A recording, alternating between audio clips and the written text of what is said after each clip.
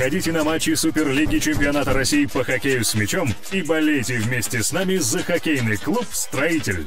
МКреп. Надежная опора строителя.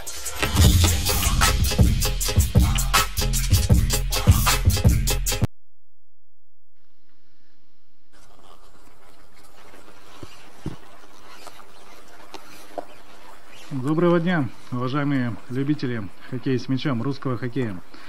Начинаем нашу трансляцию из Сыктывкара, где считанные минуты остаются до начала игры между местным Строителем и Кировской Родиной.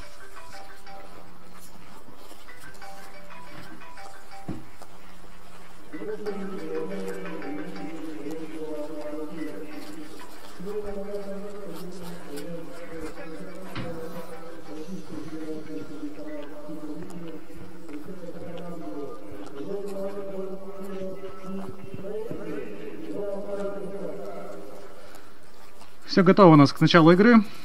Буквально считанные минуты остаются, поэтому подождем немного. Пока есть небольшая пауза, коротко пробежимся по стартовым составам играющих команд. Сыктывкарские строители. Ворота защищает сегодня номер 20 Максим Шакиров. Полевые игроки: номер 83 Сергей Филатов, номер 9 Владимир Власюк, номер 44 Максим Немцев, номер 3 Иван Кораблин, номер 77 капитан команды Сергей Шибонкин, номер 8 Артем Лихачев, номер 37 Евгений Люхин, номер 23 Максим Зубарев, 28 номер Алексей Башарымов и 93 номер Денис Садаков. Не играет сегодня по-прежнему Никита Свиридов, пропустивший матч предыдущий против Нижегородского Старта из-за микроповреждения, но вот не успел восстановиться к отчетной встрече. Запасные игроки Строителя: Макар Якишев, вратарь, номер 1, Андрей Куликов, номер 4, Павел Арзубов, номер 5, молодой игрок, отличившийся в прошлой встрече против Нижнего Новгорода. Первый мяч в Суперлиге у Павла Арзубова был. Номер 7 Никита Агафонов, номер 29 Александр Ваюшин, номер 70 Максим Медведь и номер 72 Артем Зимин. У нас сейчас прозвучат гимны России и Республики Коми, поэтому буквально пара минут. Ждите, никуда не уходите.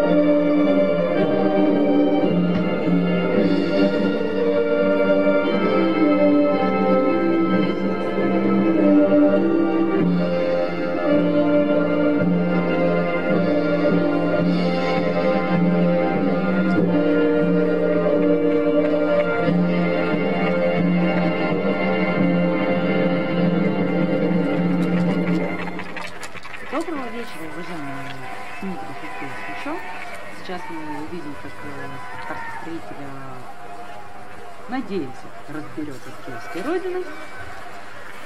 оптимистичный настрой, Валентина у нас в студии. Валентина Новикова. Мы же болеем за Суперстар, поэтому у нас довольно очень Да, и вот зато мы сейчас посмотрели, как поздоровались главные тренеры команд Павел Яковлевич Франц, Игорь Загоскин, специалисты, между которыми, может быть, существуют какие-то натянутые отношения, но... Алексей не будет упоминать о том, что произошло в прошлом нет, году, да? Будем упоминать, что произошло в этом году. Вот. Да и, в принципе, в прошлом году тоже было довольно веселая пресс-конференция с участиями наставников команд. Ну, а в этом году команды уже встречались в Кирове. Победа держалась встреча со счетом 4-1. И, как сказал Игорь Загоскин, если изнасилование неизбежно, нужно расслабиться и получать удовольствие. Избежно оно или неизбежно сегодня мы убедимся в ближайшие 90 минут. Знаем только то, что игра обещает быть трудной для обеих команд. Непростые погодные условия. Опять же, отсутствие нескольких игроков в составе встретителей. Главное, это, конечно, Никита Сверидова. Вот. Ну и из Кирова солидный болельческий десант. Честь и хвала болельщикам, которые приехали, ну, пусть и из соседнего региона, то есть недалеко ехать, да, там, по-моему, часов 6-8. Вот. Но, опять же, довольно редко, где, в каких видах спорта удаются такие масштабные выезды. Ну и, конечно же, приветствие всем болельщикам, которые смотрят нашу игру в интернете. Надеемся, что сегодня вы увидите довольно яркий и зрелищный матч, хоть и не обещающий довольно такого обилия голевых моментов, может быть, взятия ворот. Кстати, стоит сказать огромное спасибо болельщикам из Кирова, которые поучаствовали в благотворительной акции клуба «Строитель». Сегодня на матче с Родиной клуб «Строитель» собирает игрушки, книжки и прочие всякие вещи, которые могут порадовать маленьких детей, которые лежат в больнице, которые долго лежат в больнице. Клуб собирает просто шкатулку мужества для тех кому малышей, она нужна, да, которые просто лежат в больничке. И да, к чему это все дело шло? К тому, что кировские болельщики поучаствовали уже в этой акции. Они поучаствовали в акции, Валентин. Да. Все нормально. У нас стартовала игра, акция «Шкатулка мужества», прекрасная акция. Второй год проводится она в Сыктывкаре, поддерживается она местным хоккейным клубом. В прошлом году ее поддержали другие профессиональные коллективы, баскетбольные Ника, и футбольная новая генерация. Участвовали и приезжие команды. И вот сегодня Кировская Родина и болельщики Кировской Родины приняли в ней активное участие. «Шкатулка мужества» называется акция, во многом благодаря тому, что в шкатулке хранятся подарки, и с помощью подарков врачи отвлекают детей во время проведения тяжелых операций, не тяжелых операций, во время процедур, там, например, прививки, уколы делаются, да, то есть когда ребенок отвлекается на игрушку, и в этот момент укольчик такой, совершенно не больно. Ну и, во-вторых, все же приятнее довольно ребенку сходить на прием к врачу и после этого получить небольшой сувенир. Вот такая замечательная акция. Второй год у нас проводится в столице Республики Коми. И огромное еще раз спасибо всем тем, кто принял в ней участие. И надеюсь, не последний раз такая будет акция у нас организована. Ну, если говорить по игре, то вот у нас матч уже, как вы видите, стартовал. Сейчас для тех, кто только подключается к трансляции, в синей форме играет хоккейный клуб «Строитель». В белой гости Кировская Родина. Где-то у нас порядка минус 12, может даже чуть потеплее градусов. Снежок, который шел, успокоился. В общем, не будет, по крайней мере, такого противостояния с природой, которое было в матче с Нижегородским «Стартом». Как я и говорил, в первой игре команды сыграли с счетом 1-4. У Родины отличился Нелюбин, у «Строителя» дубль оформил Иван Кораблин, оба мяча забил с 12-метровой отметки. Также два мяча с угловых забили Денис Судаков и Максим Немцев. Вот мы состав «Строителя» сегодняшней игре уже представили, наверное, пришло время поговорить и о составе Родины. Итак, сегодня в воротах Родины Катаев Артем, номер 1, номер 5 Поскребышев Константин, 8-й Елсуков Кирилл, 52-й Кузьмин Илья, 77-й Перевозчиков Евгений, 87-й Прокашов Алексей, 15-й Евтюшин Дмитрий, капитан команды, 23-й Фролов Артем, 16-й Шицко Егор, 11-й Маслов Максим. И вот, прошу прощения, момент у ворот Родины. И 12-метровый. 12-метровый назначает арбитр. Первый голевой момент на 3-й минуте завершается стандартом у ворот гостей. Немножко не согласны, наверное, хоккеисты Кирова. Ну, нам, наверное, видеоповтор потом покажет, что было, что не было. Давайте с вами этом потом убедимся. Ну, а пока красный мяча Иван Кораблин. Да? 2 мяча с точки он отправил в Кирове. Будет ли проведена серия до 3 точных выстрелов подряд, увидим прямо сейчас, в эти минуты. Итак, Иван Кораблин против Артема Катаева. Такая пауза. Раздается свисток. Раздается свисток арбитра. Удар. И гол! 1-0. 4-я минута. Сыктывкарский Строитель открывает счет в матче с Кировской Родиной. Но не повезло немного Катаеву. Все-таки от него в большей степени скачал мяч. Но удар получился сильным, точным, но был близок вратарь к тому, чтобы его отразить. Открывает сейчас Строитель. Но это хорошая примета в этом сезоне, когда Строитель забивает первым сопернику всегда тяжело. Да, вот здесь мы видим, наверное, удачи. Берущийся мяч Алексей, да, удачи не хватило. Он где-то там совсем отскочил. Ну, ладно, мяч отскочил, но мяч попал во вратаря, так что просто не хватило немного удачи. Здесь ничего такого не берущегося, наверное, не было. Если он мяч хотел бы перекладем на 9-ку, ну тогда ладно. Ну, мы с вами о составе Кировской Родины говорили. Так что можно продолжить. В составе Кировской Родины мы остановились на номере 11 Маслов Максим, 78-й Нелюбин Вячеслав, 73-й Халявин Максим, уже это вратаря на скамейке. Соответственно, 3-й Бояринцев Роман, 14-й Ануфренко Андрей, 18-й Кузнецов Павел, 29-й Кураев Дмитрий и 96-й Тихвинский Антон. Главный судья соревнований Дердюк Игорь. Ну и у нас Кировская Родина зарабатывает первый стандарт для себя. Головой в этом матче. Ну, сыктывкарцы тоже за стартовые минуты еще не подавали стандарт именно с этой отметки. Так что давайте понаблюдаем. Может быть, есть какие-то домашние заготовки у Кирова. Но пока что традиционный удар. И весь мяч проходит выше ворот. Максим Шакиров, защищающий сегодня рамку ворот Строителя, подбадривает своих хоккеистов, призывает их не расслабляться. Но, к слову, о Максиме Шакирове всем известно, что вратарь Кировской школы выступал долгое время непосредственно за родину. И вот уже 2-й сезон в составе Сыктывкарского клуба. Ну и вообще в целом довольно много ребят из Кирова выступают в Строителе. Это и Евгений Люхин, да, у которого совершенно недавно родился ребенок, номер 37-й. Это и Максим Зубарев, тоже долгое время игравший за родину, ну, после этого игравший еще за Динамо Казань, за Красноярский Енисей. Денис Садаков, конечно же, тоже полузащитник, родившийся в Кирове. После этого играл за Акилес финский, вернулся, опять же, накануне прошлого сезона в Россию. И понятно, что, наверное, большинство болельщиков Кирова хотели бы видеть ребят именно в стане своей команды, но вот, к сожалению, для них, к радости для сыктывкарцев, команда, ну, в общем, ребята выступают именно за наш клуб, за нашу команду, хотя, понятное дело, что не помешали бы и кировчанам, тем более в нынешнем положении, да, в кировском, о ситуации финансовой в Кировской Родине не стоит, наверное, лишний раз напоминать. Если в прошлом сезоне кировчане выглядели довольно беспросветно, мы будем прямо говорить, то в этом сезоне с той же самой ситуацией Родина бьется в каждой встрече, показывает зубы, огрызается. Вот и со Строителем были тяжелый матч, и с Архангельским Водником 2 встречи Родина провела просто отлично, наверное. Ну, если брать домашнюю, где счет где 3 гола Воднику, это да, это серьезно. Это домашнюю 5-5. Да. Выезд, да, 5-5, и домашняя тоже встреча была.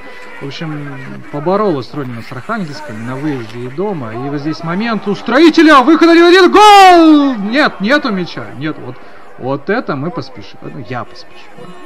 Вы не спешите никуда. Я понимаю.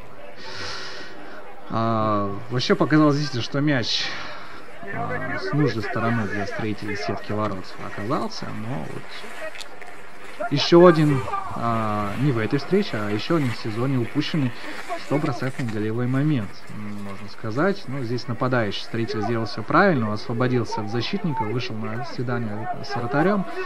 Хотелось бы, конечно, повтор посмотреть. Ну вот повтор мы смотрим, это Евгений Люхин, это не нападающий, это защитник. Да? Ну, пробил противоход вратарю, но не попал в пустой угол.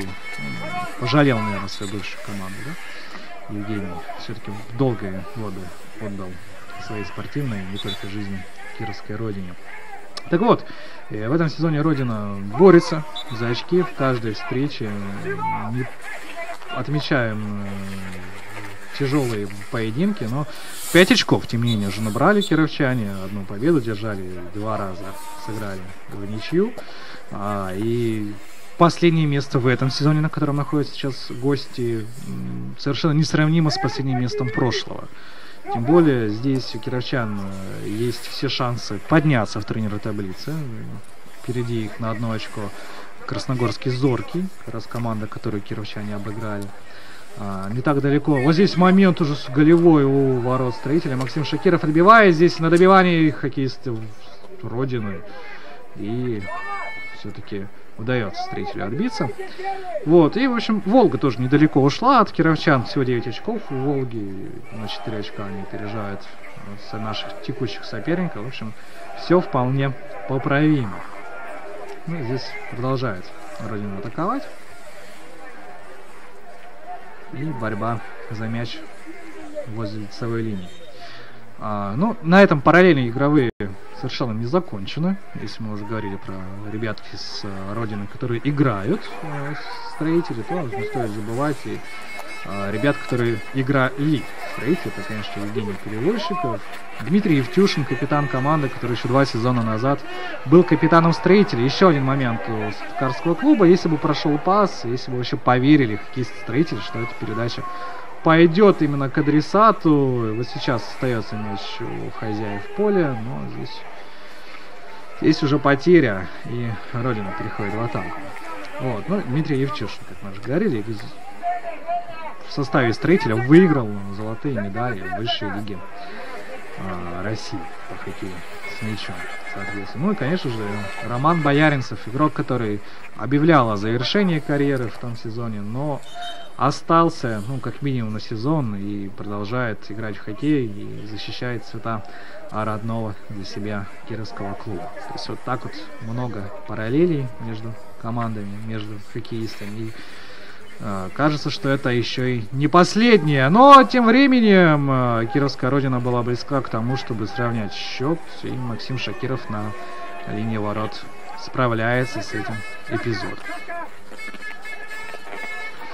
11 минут у нас уже позади. Стартовый отрезок остался за хоккеистами Сыктывкарского клуба, как видите. Но по опасным моментам Родина вполне наиграла себе, наверное, на ответный мяч. И счет мог быть уже не 1-0, а 2-2. И здесь Дениса Судакова довольно жестко встречают. И здесь арбитр усмотрел нарушение правил со стороны гостей. Стандарт зарабатывает строитель сейчас в этом эпизоде. Обошлось, так понимаю, без удаления. Ну, тоже как-то показалось, что грубости никакой умышленной в этом случае со стороны кировчан не было. Довольно опасный, по сути, штрафной. Можно его с ударом разыграть, что и следует. И удар проходит мимо ворот, но по пути мяч задевает кого-то из кировчан, поэтому строитель сегодня зарабатывает первый для себя угловой.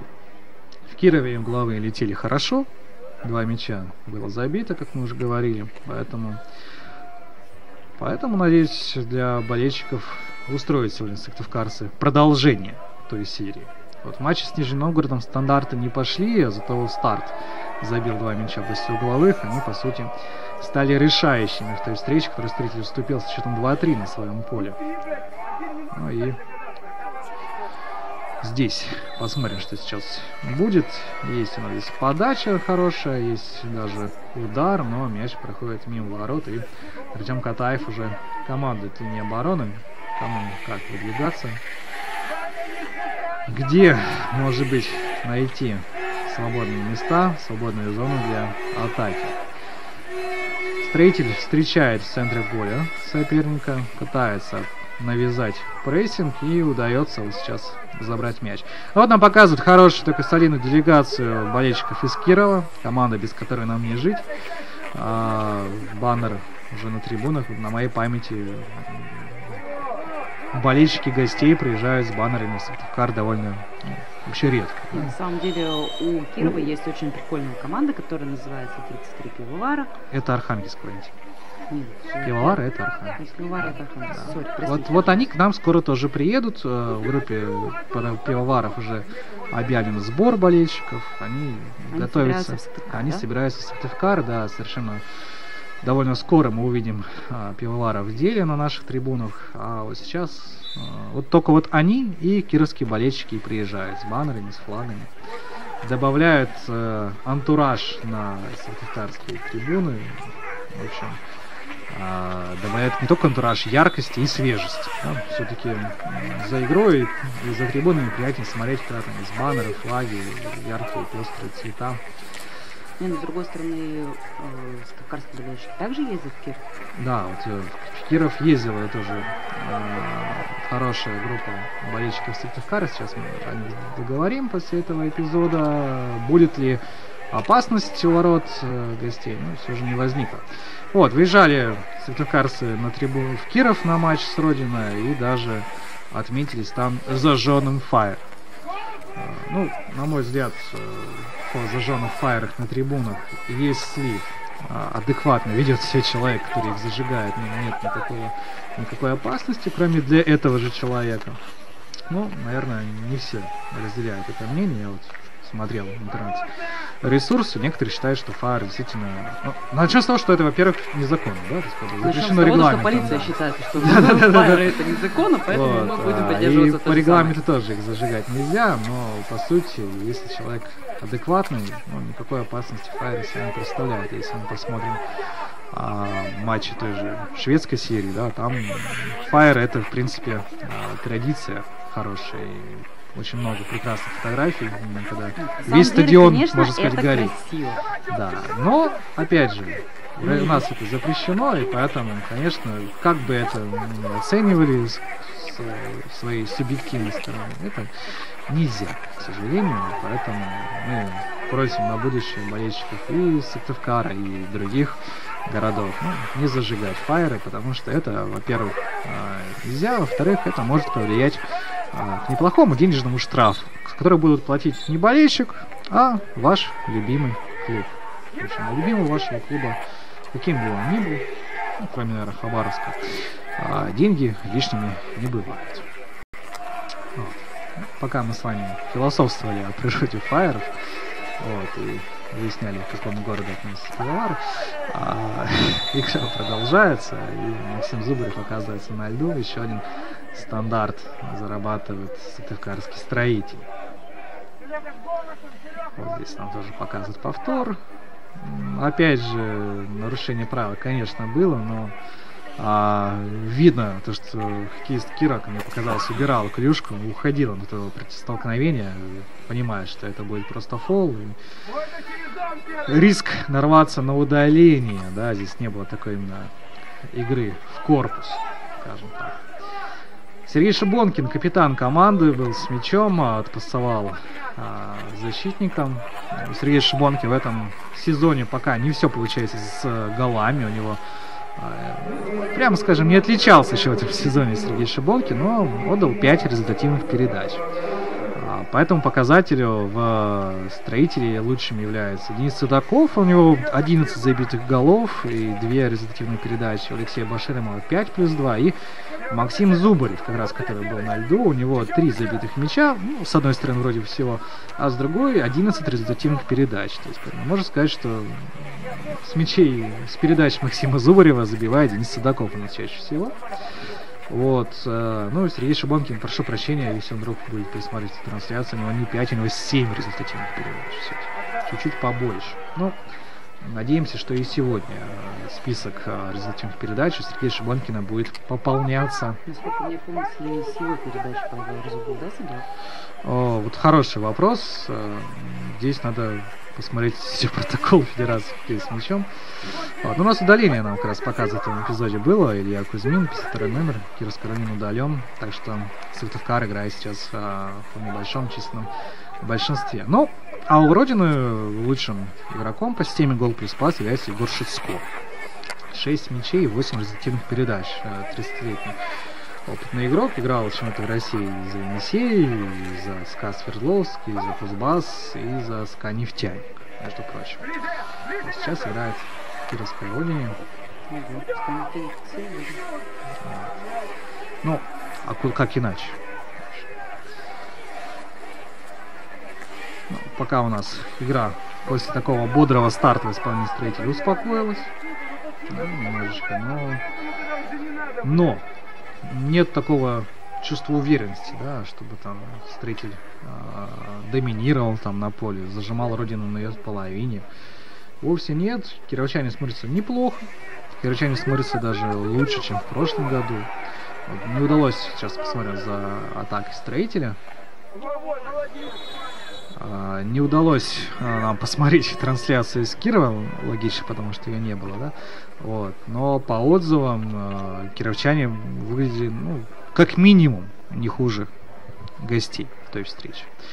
А то и лучше. И причем не раз отмечали, что очень много результативных, очень много голевых моментов не реализовала Родина, и реализуя она бы их в первом тайме, счет мог бы встречи быть 4-1 в другую сторону, например. Ну, а здесь еще один угловой Строитель. Готовится хоккеисты к стандарту. И Евгений Илюхин. 2-0. Евгений Илюхин отличается после углового. Забивает, опять же, еще один игрок в своей бывшей команде. Прошу прощения, просто игрок в своей бывшей команде. Имел он хорошую возможность в начале тайма, но отличился сейчас, после стандарта. Поздравляем Евгения. Красивый удар. Вот этот момент как раз был для вратаря не берущийся. Давайте еще раз посмотрим все-таки. Здесь среагировал вратарь, но мяч прошел. Нет, он его задел, Алексей. Но мяч все равно прошел как-то. Реакции человеческой не хватило для того, чтобы парировать этот удар под перекладину от Евгения Илюхина. Поздравляем болельщиков Строителя, это было красиво. Да. Ну и здесь удаление в составе Строителя. Соответственно, у Кировская Родина после пропущенного мяча в полном составе, а у Строителя здесь, как я понимаю, удаление все-таки зафиксировано. Нам, надеюсь, покажут, кто все-таки отправился на скамейку штрафников Сыктывкарского клуба. Ну, а здесь нам пока показывают борьбу за мяч, и ее 2,77 номера ввели. Это Сергей Шибонкин и Евгений Перевозчик. Это довольно редкий момент.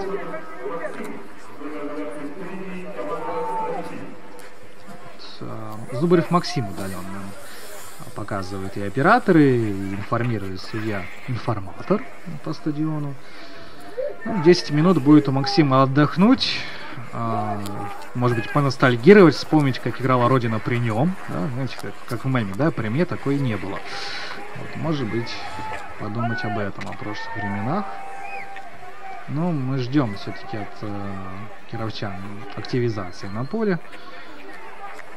2-0 счет, который показывает уже в этом сезоне, абсолютно ничего не значит. Это и Строитель доказывал, и Родина, причем обе команды доказывали в матче именно с Архангельским Водником, да, когда вели 5-2. Так что 2-0 это не тот результат, который гарантирует победу, гарантирует спокойное времяпрепровождение оставшиеся почти 70 минут. Ну и спокойное времяпрепровождение здесь никто и не гарантирует. И гарантии здесь и не будет вовсе. И Киров еще огрызнется не раз, покажет свои зубки. И уж тем более мы знаем, что Строитель может расслабиться, может успокоиться.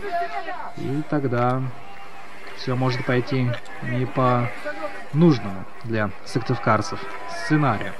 Ну, говорили мы о том, что в этом сезоне команды встречались нелогично и в прошлом году, тоже довольно веселые встречи происходили. В Кирове Сыктывкар выиграл с счетом 3-4, отличились Максим Немцев, Ян Кораблин с пенальти и 2 мяча в активе Михаила Селедкова, который уже в Строителе не играет с этого года.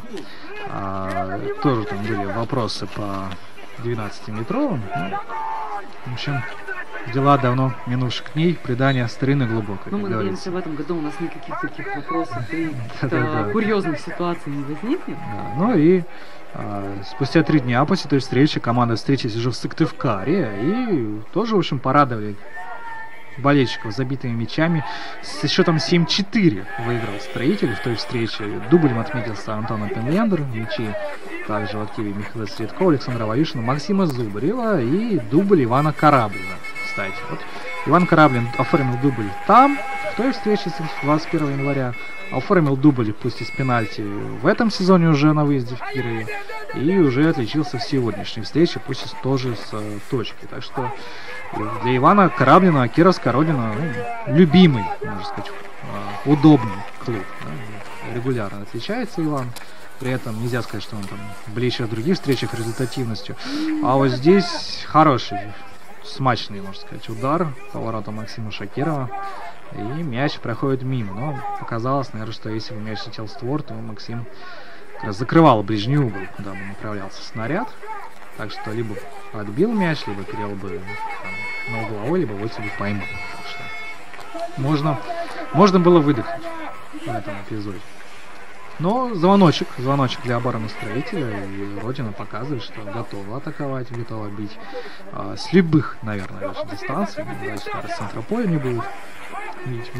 Мячи с центра поля в хоккее с мячом, конечно, существуют, бывает довольно кое-что часто. Можно их встретить, но вот в Сыктывкаре мы их давненько не видели, несколько сезонов уж точно. Вот, ну и атака снова Кировская родина. Сейчас попытка прострелить. Здесь Максим Немцев играет уверенно. И нарушение правил атаки со стороны гостей.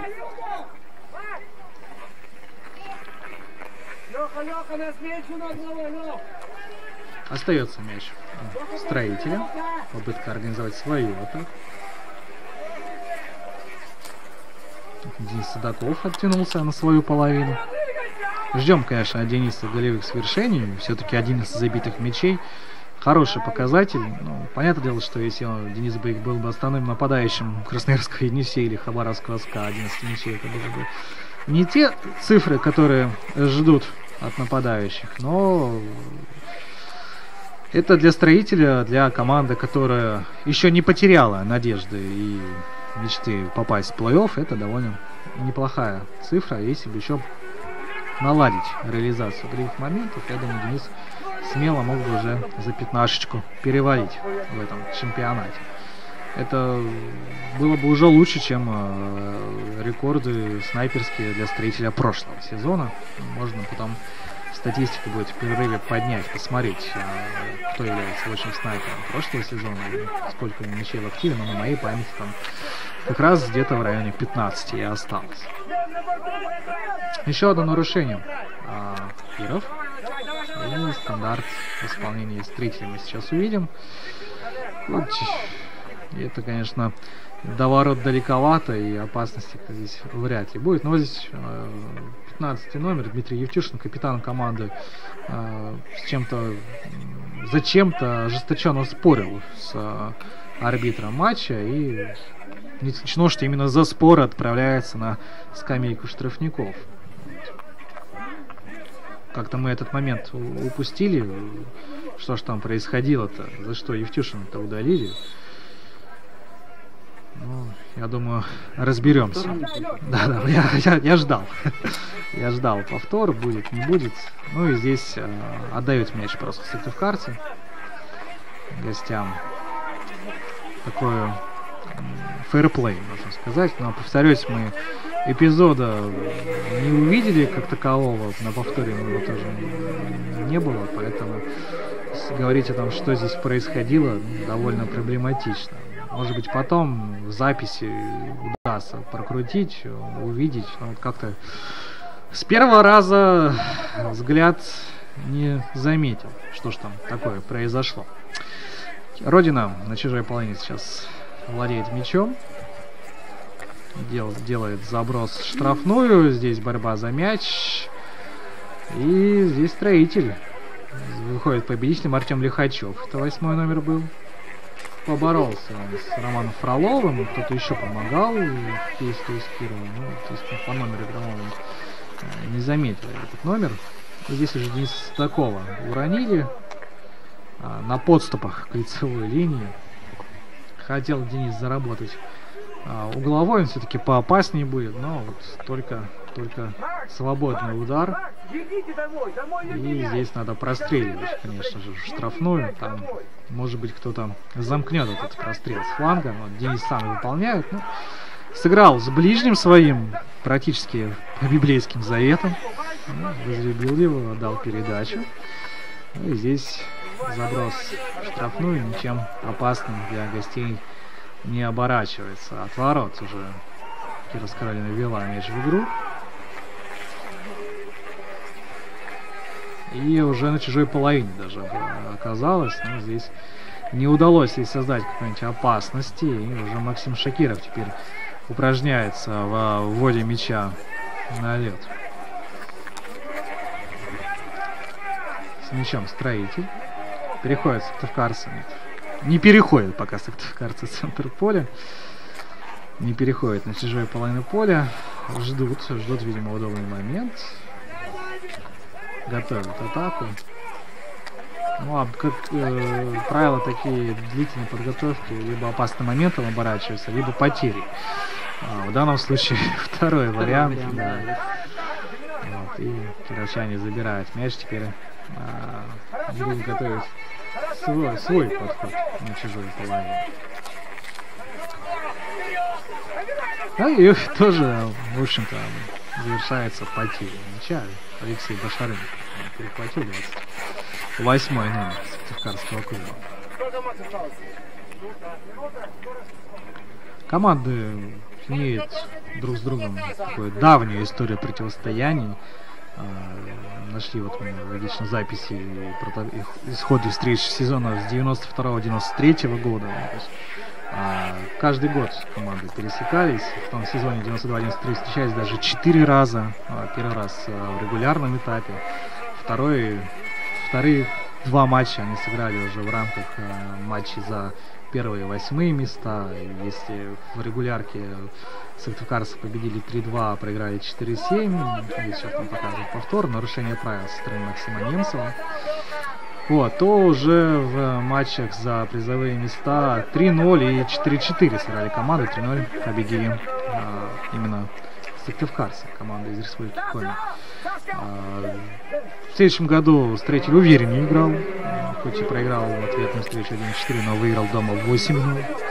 Крупные счета можно фиксировать и в 94-95 году, когда 8-3 и 1-7 команды сыграли. То есть довольно тоже интересно было тогда, да? Самое крупное поражение, например, у Сыктывкарской Строителя Кировская Родина зафиксирована в сезоне 2003-2004, когда Родина выиграла с счетом 11-1. Вот. Были и такие времена. Нет, прошу прощения, еще в сезоне 6-7 годов кировчане держали 2 победы, 15-3 и 12-3. В общем, если кто-то смотрел эти встречи, вот мог сейчас из Кирова с ностальгией вспомнить те времена и сказать, что вот раньше было лучше. В сезоне 2006-2007. 15-3, 12-3. Последняя победа Строителя в Суперлиге до того, как Строитель покидал высшую лигу, уходя, была с счетом 5-2 одержана. Здесь атака хоккейного клуба Строитель была. Мяч, я так понимаю, вот по этому плану еще остается. Сыктывкарцев и гол! 3-0, 32-я минута. 3-0! Как-то вот так. Матч заканчивается. Нет, нам интересно, понимаете, вот когда потом будем в следующем году готовиться к встрече, нам нужна статистическая выкладка. кто забивал, какой счет, какая разница мячей, крупно ли это победа. Я не надеюсь, ни на что. Я надеюсь видеть еще голы. Вот, не то чтобы прям я жду, и, как сказать, избиения младенцев, вовсе нет. Я просто жду голы. И очень хотелось бы, чтобы на самом деле интрига в матче жила. Как бы для этого нужно, чтобы Киров забил. Вот как бы не было кощунственно, да, этого желать для людей, болеющих за Сыктывкарский Строитель. Но вот на самом деле для интриги, для того, чтобы матч было интересно смотреть и дальше. Ну, один мяч в ворота Максима Шакирова бы не помешал. Вот Алексей Башарынов нам показывает, отличился. 6-й мяч Алексея в нынешнем чемпионате. С чем мы его и поздравляем. А вот Родина в атаке. И, кстати, ведь наиграла же Родина на забитый мяч в самом начале встречи. И вполне. Другое дело, что и Строитель мог там забивать чуть больше. На 4-1 мы увидели бы сейчас на табло. Для тех болельщиков, кто любит ставить на тотал, это вот сейчас самая жара начинается, да, и самый нервяк, скажем так. Головой Кировская Родина. Посмотрим. Первую подачу углового не показала нам ничего такого сверхъестественного, какой-то домашней заготовки. Но и Строитель тоже пока без каких-то изысков подает свои стандарты. Просто не было времени подготовиться. Она показывает, видимо, взятие ворот Алексеем Башарыновым, да? Есть удар, да, практически, можно сказать, что бил не глядя, да, то есть он изначально понимал, где находятся ворота, как сориентирован вратарь, и сходу ударил. Получилось даже немножечко противоход Артему Катаеву, правильно среагировать, вратарь уже. И вот здесь вот наши пожелания, как ни кстати, сбылись. 3-1 отличается Кировская Родина, есть интрига в этом матче. Видите, вы хотели уже, Валентина, завершить игру, а вот нет, 3-1. Все для меня, в общем, да, в исполнении кировчан. Говорят, хочешь гол, будет гол. Ну, сейчас мы посмотрим повтор, как это все выглядело. Ну, вот стоило только поговорить, да, что Родина как-то подает без изюминки угловые, они со стандарта и забили. Все нормально. 3-1. Болельщик Строителя, могу сказать, Алексей. Ну, мы пришли все-таки смотреть хоккей, и хочется смотреть действительно яркое зрелище, где будет борьба, где будет интрига. Вот интригу добавили, это прекрасно. Теперь дело за Строителем. Вот показывает, что Максим Маслов, 11 номер, полузащитник Кировской Родины, отличился. В общем, пока что хватит. Родине забивать для интриги. Мы дали разрешение, да? Ну, Алексей, для вас интрига была бы тогда, когда было бы 3-3. Нет. Для меня интрига вот сейчас есть. И смотрим, да, вот здесь тоже неотразимо. С этой точки вообще будет хорошо показано, куда мяч, да. И Максим Шакиров здесь просто не мог уже среагировать. И высота тоже была для вратаря неудобная, высота полета мяча. Вот 35 минут, 4 забитых мяча. Чем вам не интересный матч? Снова атака Строителя. Здесь передачи заблокировали игроки обороны Кировской Родины. Так-то все было потенциально очень опасно для ворот гостей. Снова Родина в атаке. По левому флангу развивается она. 16-й номер Егор Шицко, кстати, уже вышеупомянутый нами, продвигался, но вот с нарушением правил его остановили игроки Строителя.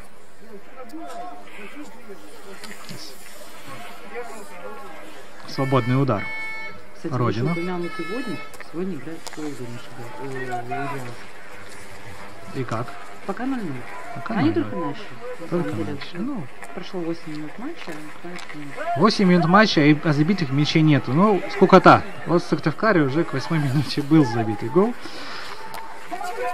Так что те болельщики, кто выбрал трансляцию из Сыктывкара и предпочел ее просмотру встречи Архангельского Водника в Ульяновской Волге, ну, в общем, по крайней мере, видит борьбу на поле и видит голы, причем немало. Но мы все-таки надеемся, что мы увидим еще хотя бы один до перерыва. Может быть, в исполнении строителя, да, знаете. А может быть, ворона, а может быть, собака. А так, строителя 4-1. Да. 4-1. Вот... Стоило только да, Алексею сказать. да. Вот такое чувство, что вот прямо передо мной протокол уже итоговый матч с минутами, на которых отмечены забитые мячи. Нет, на самом деле, в будущее я не съездил, Марти Макфлай меня не зовут. Просто вот так совпадение небольшое получилось. И, я так понимаю, Денис Судаков отличился все-таки, да? Ну, сейчас покажут повтор, выход 1 в 1. На этот раз игроками строителя реализованы. Давайте посмотрим. Нет, Денис Судаков здесь радовался очень усиленно. Как будто это именно он отличился. А здесь, по-моему, Алексей Башарымов все-таки забил. Да, 28 номер, Алексей Башарымов дубль оформил. Думаю, что он сразу бы променял один из забитых мячей сегодня на забитый гол в ворота Старта, когда он выход 1 в 1 такой же не реализовал. Вот. Но, в общем, как говорится, где-то Бог дал, где-то Бог взял. Вспоминать, да, игру Алексея. Незабитый мяч Алексея Башарымова. Знаете, как камень на душе вот, до сих пор. Да. Я думаю, самому хоккеисту обиднее. Больше всех нас вместе взят. Больше всех Павел Яковлевич. Павел Яковлевич-то да. Человек, который может свои эмоции не скрывать в раздевалке команды. Не думаю, что он прям будет доволен всем по тому, как складываются события в первом тайме, но, с другой стороны, твоя команда выигрывает 4-1. Может, есть поводы для оптимизма. Да, но, конечно, впереди еще и 6 минут этого тайма, и еще весь второй. Понимаем, что игра может измениться, в любую минуту. Мы все-таки не раз видели такое в спорте. И не только в хоккее с мячом, но и в хоккее с мячом, когда Строитель играл в прошлом сезоне здесь с Кемеровским Кузбассом, когда счет с 5-1 становится 5-9. Это тоже такие показательные поединки. Ну, конечно, Родина это не Кузбасс, но тоже может вернуться в игру. Мы это уже с вами прекрасно видели. Стандарт разыграла Родина, и здесь четко встречает защитник соперника, и здесь, наверное, даже никого-то и не было по направлению этой диагонали. Так что, может быть, лишнее было передача, можно было попробовать самому пойти в проход, но параллельно с нашей игрой, как мы уже говорили, проходит матч Водник Волги, там Волга отличилась, кстати, забила, ведет. Да, было бы удивительно, если бы она забила бы в матче с Водником кому-то еще. Да, в общем, после 12 минут там Волга лидирует, а в матчах Динамо Казань, Динамо Москва и Зоркий Старт, там вот как раз еще не открыт счет. Там, в общем, матчи тоже только что начались, поэтому завершаться они намного позже нашего поединка. Будем следить по ходу второго тайма, как развиваются там события, держать вас в курсе дела, чтобы лишний раз не листать вкладки на других сайтах. Так что все, будем стараться своевременно оповещать здесь, в нашей трансляции. Наша трансляция идет параллельно на сайте информационного агентства БМК, главного информационного партнера хоккейного клуба «Строители». Ведется она и в социальных сетях, в социальной сети ВКонтакте, в группе хоккейного клуба «Строитель». Так что, если вы еще не в группе, подписывайтесь, вступайте. Группа открытая. Есть некоторые группы хоккейных клубов закрытые, между прочим. У нас открытая, мы готовы к диалогу. Иногда, конечно, слишком эмоционально готовы к диалогу, но, по крайней мере, стараемся исправляться. Да? По крайней мере, людей из бан-листа мы регулярно вытаскиваем. Понятное дело, что мы их регулярно туда и отправляем, да, но... Добрые редакторы еще в Спорткаре сидят. Да. Вот заметьте. Да, в общем, главное, вы вступаете в группу хоккейного клуба «Строитель». Нас уже, по-моему, 3500. Мы движемся медленно, но верно к отметке 5000. Я могу добавить то, что присоединяйтесь к группе информационного агентства БМК, где уже больше 128 тысяч подписчиков. Может, махнемся? Мы станем группой БНК, вы группой строителей. К сожалению, у Алексея вот такой вот небольшой обмен не получится, но это вы зря, Валентина, сегодня мои желания сбываются, как вы видели. Все новости Республики Коми, все новости хоккея нашего прекрасного, потому что, опять-таки, мы напоминаем то, что информационное агентство БНК, генеральный информационный партнер клуба «Строитель». Все о хоккее, все о политике, все об обществе, это все наши агентство БНК. Тем временем Зоркий отличился в матче со стартом, провел с счетом 1-0, а у нас приближается перерыв, а в перерыве нас ждут что? Нас ждут конкурсы. Конкурсы для наших любимых болельщиков, для ребят, которые пришли сегодняшний трудовой день и вечером на трибуны. Они могут сегодня выиграть призы. Какие, Валентина? Расскажите. Сегодня мы разыгрываем классные спортивные призы. Это спорткар. Мы разыгрываем спорткар Бентли новый. Почти. Ладно. Мы разыгрываем абонементы в спортивный зал и в бассейн спортивного комплекса «Орбита». Прекрасно. Ну, соответственно, шагнуть на и купить себе спорткар. А также сертификат от магазина «М-Креп». Это мир крепежа и прочих всяких мужской штук, извините, конечно. А еще сертификат от автошколы «Гараж». На обучение. Ну а здесь, пока мы с вами рассуждали о заманчивых для болельщиков призах, Строитель провел ответную атаку. Здесь на льду оказался игрок Сыктывкарского клуба. Нам как раз сейчас покажет повтор. 70-й номер, это у нас Максим Медведь. Да, вот сейчас на льду. Единственное, что могло показаться, наверное, да, что было нарушение правил, но для этого есть все-таки главный судья, который разобрался, что все сыграно в пределах дозволенного, можно сказать так. Последняя минута основного времени первого тайма идет у нас 4-1. Довольно неплохой счет. Многие болельщики ожидали немножко с тревогой этот поединок. Все-таки Родина действительно неплохо отыграла последнюю встречу. И вот скажи кому, что 4-1 будет к концу первого тайма. Ну, в общем, далеко не каждый бы поверил.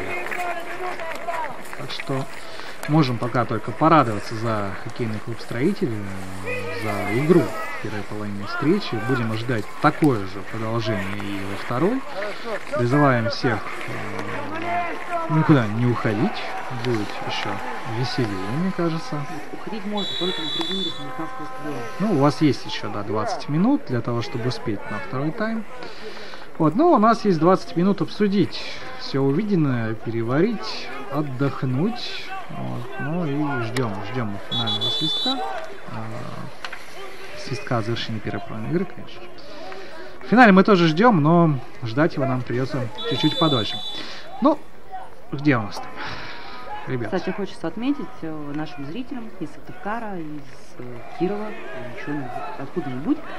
Да, друзья, мы видим ваши комментарии. Спрашивают, интересуются. Ребята интересуются, ребята, как всегда, пытаются нам задавать вопросы. Да, мы вас видим, мы вас слышим, мы с вами готовы общаться. Пишите, ответим на все вопросы. Ну, можете их писать как раз в перерыве, есть время пофантазировать, подумать и отправить. Ну что ж, завершился у нас первый тайм, как и говорили, 4-1, довольно неплохая, интересная игра. Ждем продолжения после перерыва.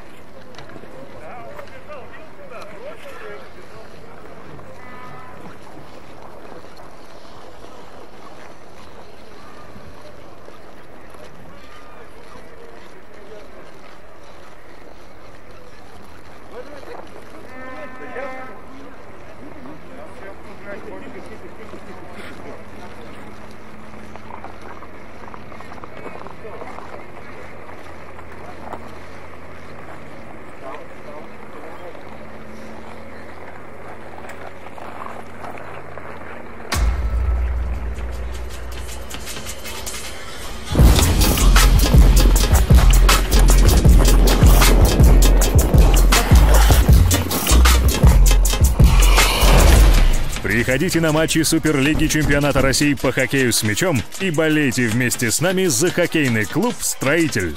МКреп. Надежная опора строителя.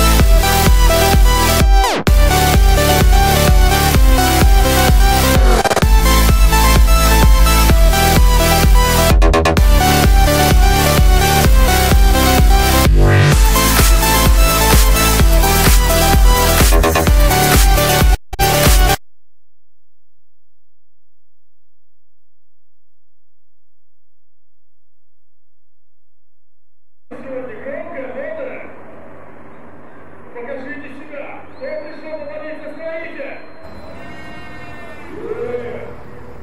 Друзья мои, с кем болельщики есть? Привет вам, привет, товарищи! Как болеете вы? Противно!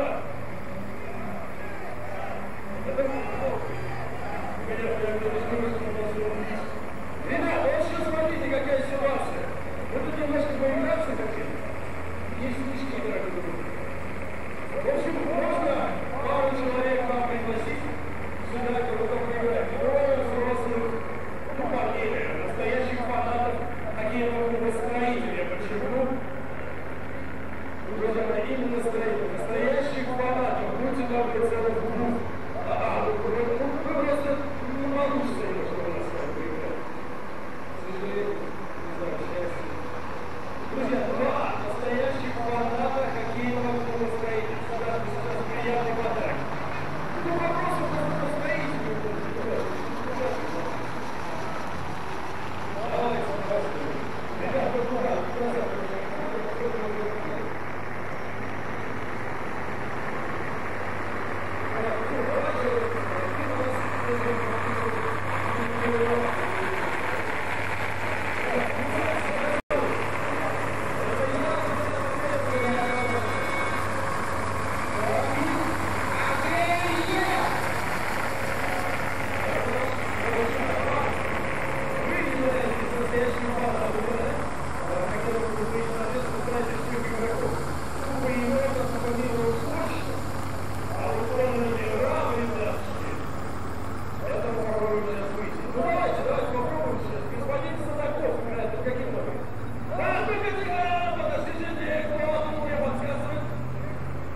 Ребята, назад.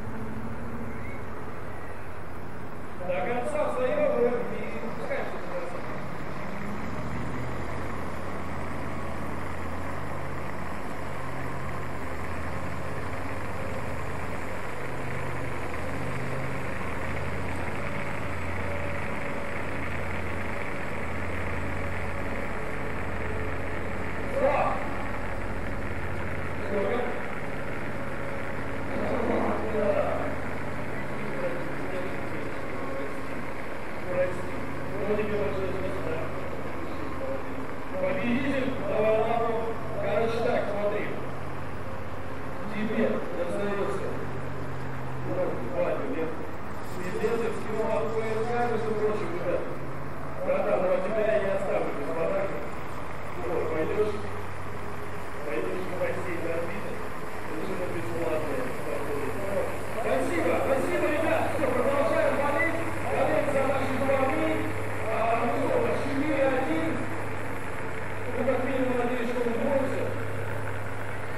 Друзья, кто за строитель еще раз? Громко! Кто за Бордюну? Всем хорошего хоккея, спасибо, отличного настроения, не болейте!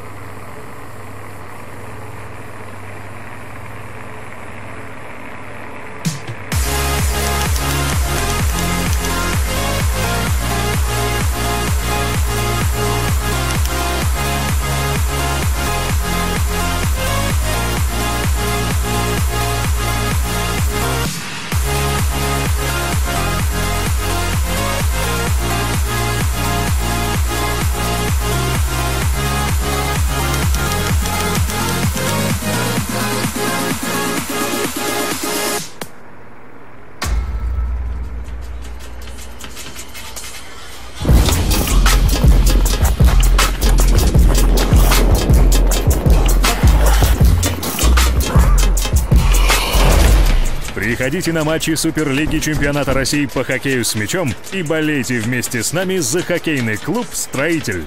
МКреп. Надежная опора строителя.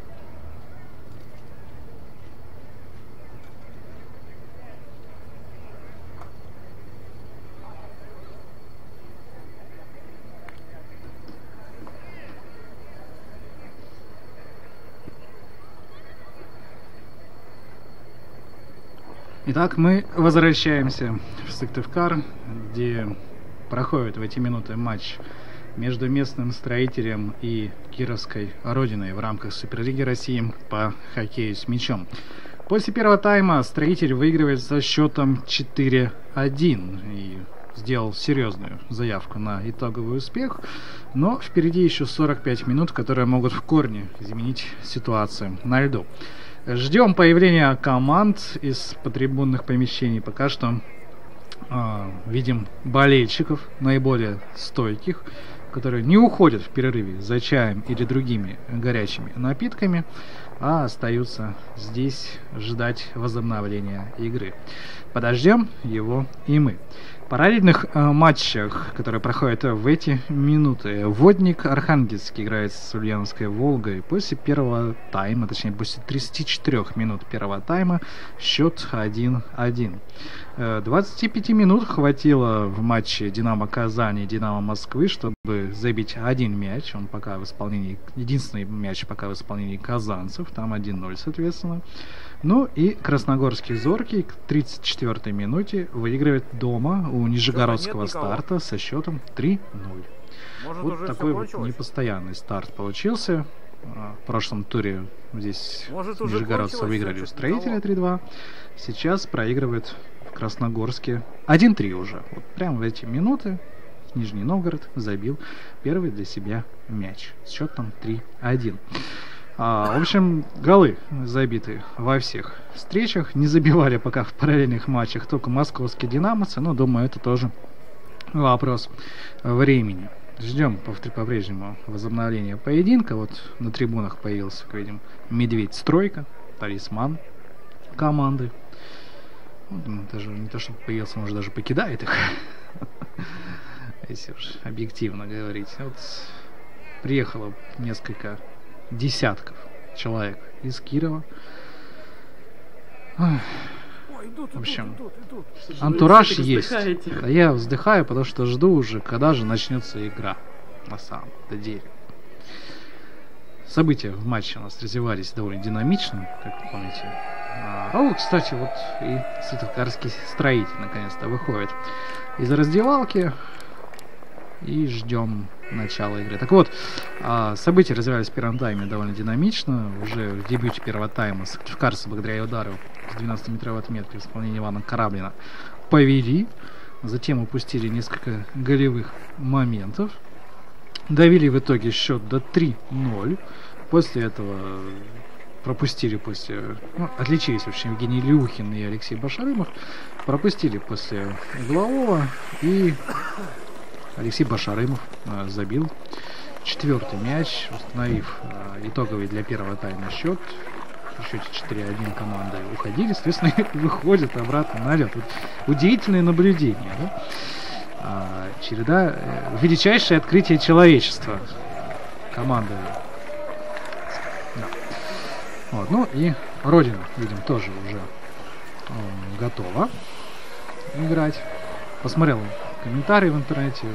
Некоторые болельщики пишут, что был бы на воротах Максим Халявин, он бы с ударом справился. Я так понимаю, что речь идет об ударе Алексея Башарымова, именно, который заключительный был, да, в первом тайме. Ну, условностей спорт, к сожалению, не знает. Ну и вот болельщики Родины на позитиве приехали в Сыктывкар. Я вообще редко вижу людей, которые приезжают в Сыктывкар, и они на позитиве. У нас, в общем, не самое веселое Алексей место в городе. На самом деле у нас очень красивый город. Приезжайте. Алексей немножечко... У нас не Братислава. Это вы о... И не Прага, да. Да, Алексей, я тоже помню. Прекрасный фильм. Но, тем не менее, вот такого позитива это не хватает. И, между прочим, жителям Сыктывкара в том числе. Скажу тем, кто смотрит трансляцию дома и до сих пор не дошел до трибун, мы советуем все-таки прийти на хоккей. Объясняю почему. Потому что технический онлайн нам дает то, что у нас всего сегодня 350 человек. Но это же обман. Побольше. побольше все-таки. Ну, внешне побольше. Иногда, когда столько людей на трибунах, технически онлайн и 600 пишут. Ох уж этот техонлайн нестабильный. Ну, ладно. Отбросим все условности. Проверим, как судья умеет считать до 10. И, ну, видимо, справился. Молодец. И поехали. Второй тайм. Кировская Родина. С центра поля. Начинаем. Вот прямо сейчас. Что ж, давайте посмотрим, как в перерывах прошел разговор. Может быть, как-то изменится игра. Может быть, поменяется вектор атак. Может, Родина сейчас пойдет с первых минут вперед осаждать владение Максима Шакирова. Кстати, не удалось Максиму на нуле играть, да, сегодня? Хотя такая вероятность имелась, конечно. Ну, с другой стороны, можно выпускать Макара. Да, можно. Ну, если игра будет проходить по сценарию первого тайма, может быть, мы увидим и Макара Екишева на воротах. У него, кстати, довольно скоро день рождения. Вот я не могу ошибаться, но, по-моему, 12 января у Макара Екишева день рождения. Ну вот точно вот в ближайшие дни, по крайней мере. Ой, Валентин, вы замуж. Не интересуйтесь такими моментами.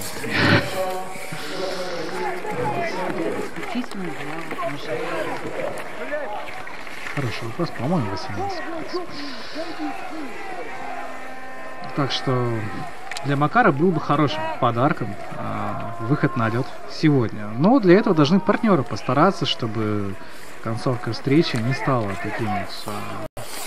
такой вот нервно-волнительной, чтобы мог Павел Яковлевич доверить место в воротах молодому голкиперу. Ну, молодым полевым игрокам Павел Яковлевич такой, скажем, с завидным постоянством доверяет.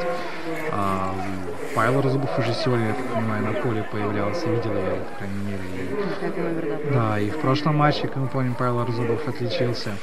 И Никита Агафонов у нас, и запасных игроков у нас, в общем, молодежь на скамейке у Строителя. Но раз мы сказали про запасных, давайте мы тогда и поговорим о составах играющих команд. Ну, в общем, как и в первом тайме. Начнем с Сыктывкарского Строителя в воротах. Как был, так и остается пока что, да, Максим Шакиров, номер 20. Сергей Филатов, боевые игроки. Сергей Филатов, 83-й, Владимир Лосюк, 9-й, Максим Немцев, 44-й. Иван Кораблин, номер 3. Здесь атака Строителя, давайте подождем. Артем Лихачев, как раз номер 8, я его еще не представил. Ну вот, можно сказать, что и представил. Сергей Шибонкин, капитан команды, 77 номер, Евгений Люхин, 37-й, Максим Зубарев, 23-й, Алексей Баширинов, 28-й, Денис Садаков, номер 93. И запасные игроки команды: вратарь Макар Екишев, 1 номер, полевые: Андрей Куликов, 4-й, Павел Арзубов, 5-й, Никита Агафонов, 7 номер, Александр Лаишин, 29-й, Максим Ель, 70-й и Артем Зимин, 72-й номер. Родина, город Киров, в воротах с первых минут игры Артем Катаев, номер 1.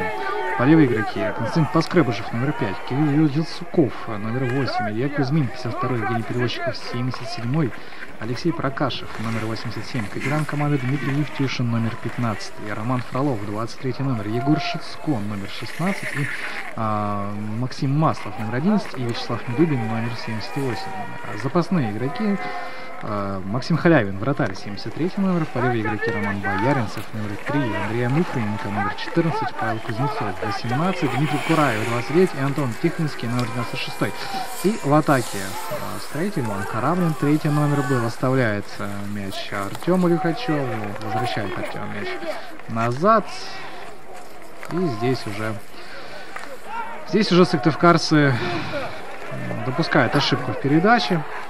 Приходится отрабатывать в оборону. Там прессинг обозначил хоккеист Родины, но удалось сохранить Евгению Вилухину мяч у себя. Не ошибиться в этой ситуации. Хотя цена ошибки здесь была велика. Там мог вполне игрок Родины бежать 1 на 1 с Максимом Шакировым. Можем ошибиться? Можем ошибиться, но лучше пока этого делать не стоит. Ну, все-таки 50-я минута.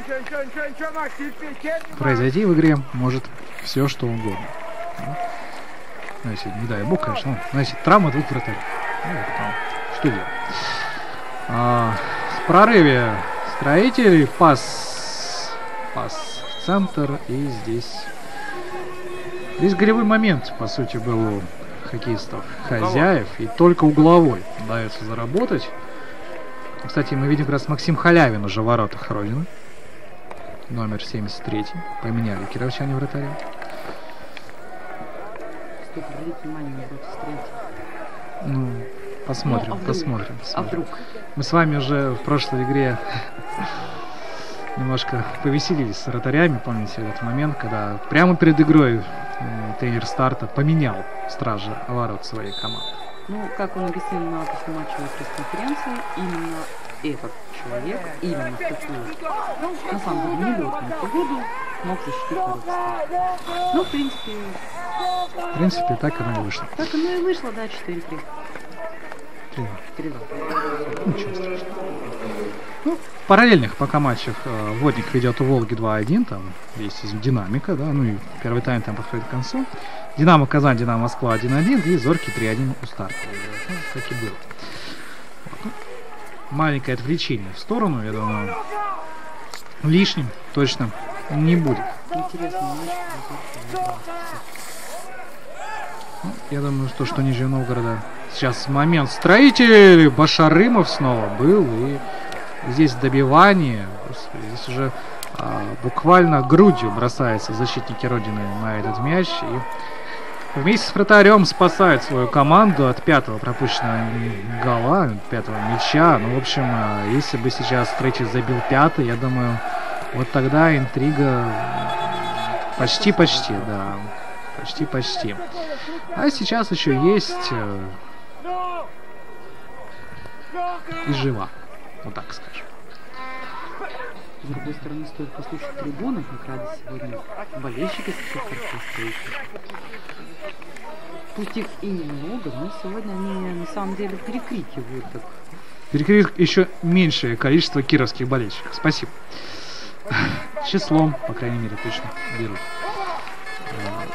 Родина на своей половине. 27 номер. Это Алексей Прокаш. Или Прокаш. Нет, скорее всего, Прокаш все-таки. А так, есть у Родины. И здесь не удалось сократить мяч после этой передачи. И судья показывает, продолжаем игру. Максим Шакиров вот мяч. И сразу же такая вот потеря. И снова мяч в руках Максима Шакирова. В первом тайме практически было момента 4, наверное, опасных у Родины. Но чтобы с регулярным постоянством тревожили вратаря строителя, ну, такого вот не было. Ну, хотя моменты были потенциально очень опасными. Кировчане снова с мячом. Показывает арбитр, что чуть поспешили гости. Надо возобновить. Надо повторить розыгрыш. Ну и вот потихонечку обосновывается Родина на чужой половине. Но вот пришлось вернуть мяч по линии обороны. Далее следует передача через почти все поле. Выход 2 в 1. И Максим Шакиров блестяще сыграл в этом эпизоде. Ну что блестяще, фантастически сыграл Максим Шакиров. Выход, как говорят, 2 в 0, да, но немножко неуважительно это по отношению к вратарям, поэтому, может быть, все-таки 2 в 1. И Максим Шакиров с этим выходом справляется. Вот, очень, конечно, хочется повтор посмотреть, но, наверное, только после этой атаки строителя, когда будет небольшая пауза.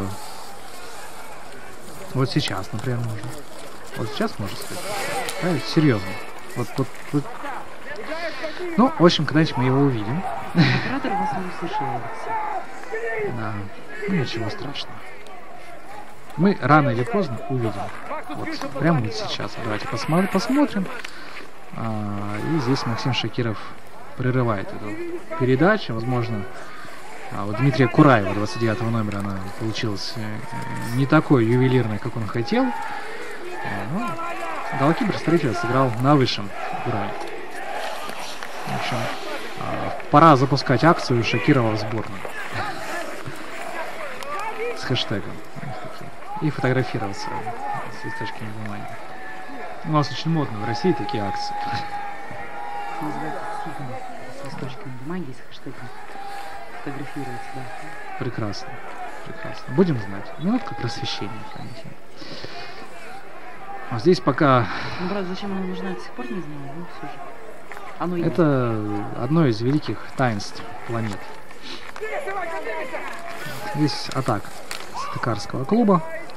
И уходит мяч за лицевую линию. Никого из соперников мяч не задел, не коснулся. И уже кировчане развивает свою атаку. 16-й номер Егор Шицко с мячом. Пас на Дина Антона Тихвинского.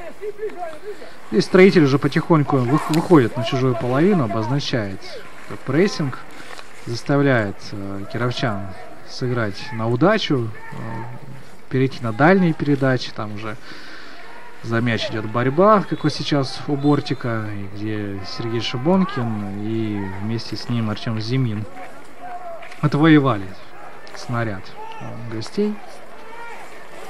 Ну и игра потихонечку успокаивается опять после бурного начала второго тайма.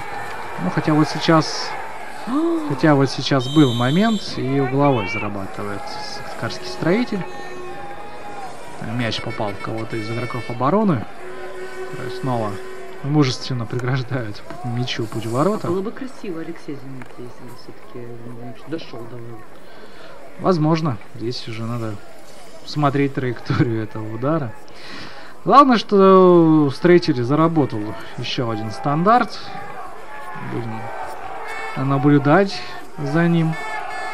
Один угловой уже в этом матче принес Строителю забитый гол.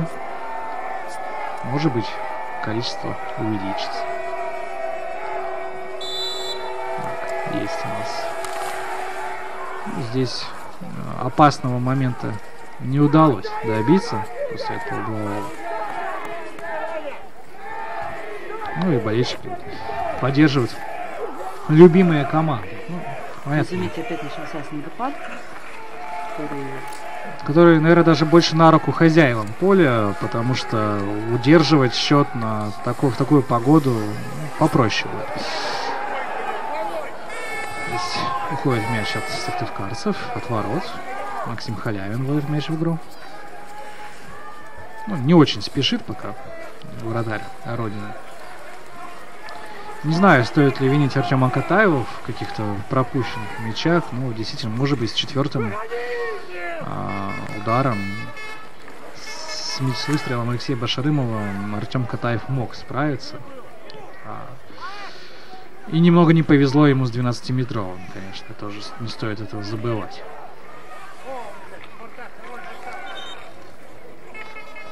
Здесь пока в центре поля преимущественно проходит борьба. Сыктывкарцы остаются с мячом. Тоже не особо куда-то прям спешат, но и времени тянут, что, в общем, приятно. Болельщики хотят увидеть зрелищный хоккей, перекатывание мяча на своей половине. Ну и, в общем-то, пока неуместно. Это было бы, если шла бы там 89-я минута и разница была в один мяч, тогда, ну, наверное, было бы уместно. А здесь счет 4-1. Ну и соперник, в общем, вполне по зубам. Атака Строителя. Проход в штрафную. Здесь не удалось найти передачи в центре радиуса кого-то из партнеров кисть Строителя. И упустил он в итоге мяч за лицевую. Что интересно, кстати, наши комментаторы матч уже завершили. В плане. Уже предлагают уже по домам разойтись? Нет, они предлагают Сергею Шибонкину съездить в баню. Сергей, если вы пересматриваете нашу трансляцию когда-нибудь, то вы знаете, что вы упустили. Вам звонили, мы вас звали в баню, Сергей. Это вам будет возможность передать Сергею после игры. После матча вы... Да. Ну, через Павла Яковлевича. Когда Павел Яковлевич потом придет в раздевалку, скажет: Серега, иди ты в баню. Вот. Это, оказывается, желанию. В общем, наши прекрасные болельщики уже решили, то, что Строитель оторвался и выиграл, поэтому решил, нужно забирать капитана. Ну, у Строителя впереди еще матч с Ульяновской Волгой, с Архангельским Водником домашним, так что потом в баньку, может быть, сходить, ребята, потом. Вот домашние игры отыграют, и потом без проблем. Родина на своей половине встречает их прессингом Сыктывкарса, отвоевывают мяч. Ну, здесь не без ошибок индивидуальных со стороны кировчанов и Сыктывкарцев теперь ждут у моря погоды. Видимо, здесь не удается с первого раза 52-му номеру Илье Кузьмину избавиться от снаряда. Вот так, со второй попытки получается попасть по мячу клюшкой. То ли мяч переходит к Строителю. Между прочим, уже сыграно 15 минут в первом тайме, во втором тайме без каких-то ярких таких голевых моментов, да, без удаления, в общем-то. И игра, по сути, не грубая. То есть, если вспомнить матч, который был здесь, опять же, со стартом, и вот игру, которую сейчас, то нету такой вот жесткости на поле, которая была. Здесь довольно уважительно относятся друг к другу хоккеисты. Вот даже вот сейчас вот как-то, обижая Владимира Власюка, игрок из Родин, так это пошлепал его по спине доброжелательно. Мне кажется, это когда-нибудь станет мемом. Доброжелательно пошлеп. Может быть. Ну тогда разбогател. Это другой жизни, видимо. Здесь вне игры Киров.